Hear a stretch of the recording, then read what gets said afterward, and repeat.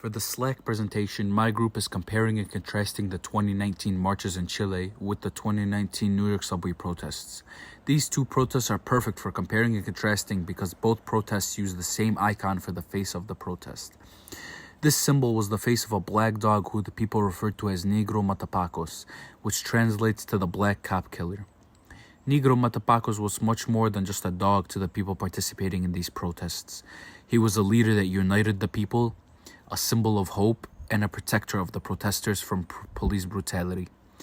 This is why we will focus on analyzing the common aspects between these different protests that make them share an icon like El Negro Matapacos.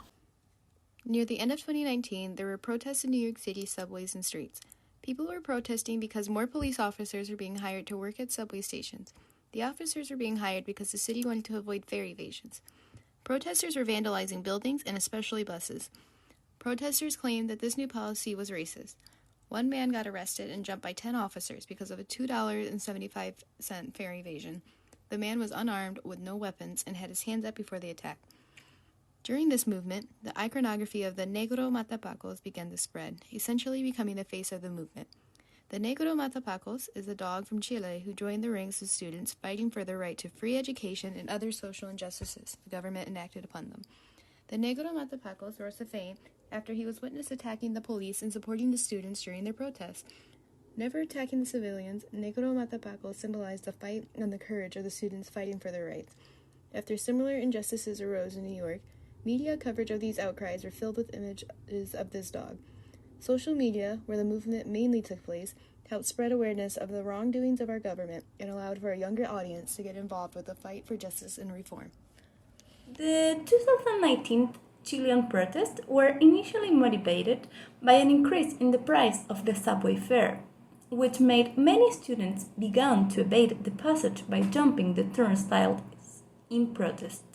But the reasons behind this were not only the increase in the price of the subway fare, but also a large number of inequalities in various areas such as health, education, social security, right to water, recognition of the autonomy of indigenous peoples, and women's rights, among other issues.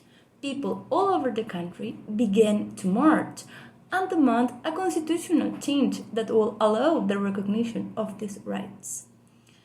It is in this context that the icon of Negro Matapacos became especially relevant and began to be portrayed through various artistic representations that showed him as a symbol of the struggle for a change in the statu quo.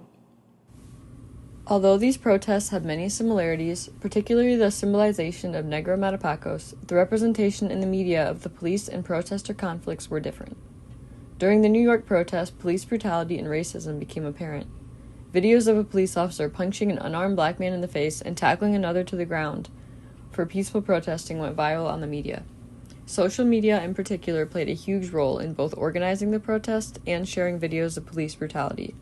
The media portrayed the police as villains in this protest. The media representation in the 2019 protests in Chile mostly highlighted the violence involved in the protest, rather than talking about the issues for which people were demanding. The protesters were fighting for social equality, specifically to lessen the gap between the rich and poor. Rather than highlighting this issue, though, the media just focused on the negative effects of the protest. In general, it can be observed that the media did not assign responsibility to the police.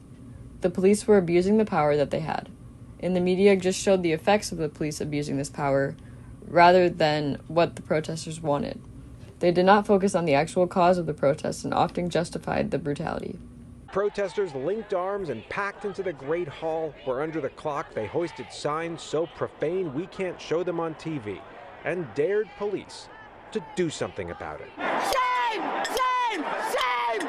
Across the transit system, activists decided vandalizing MTA infrastructure was the best way to make their point that public transit should be free and that police should back down from enforcing so-called quality of life crimes like turnstile jumping. When police attacked the protesters, they were showing a great reason why subway policing should not be increased. The media clearly displayed the Chilean protesters as violent and uncontrollable, while the New York protesters were depicted more as reformers. The New York media still showed a lot of violence, but protesters were more justified. Negro Matapacos was used as an icon to represent a protector from the police. In the face of many accounts of police brutality, the New Yorkers needed a protector, and this brave dog had protected the protesters in Chile. Negro Matapacos was a symbol of bravery and determination. He had gone out protesting every day with the people in Chile, and New York protesters and Chile protesters could use him as an inspiration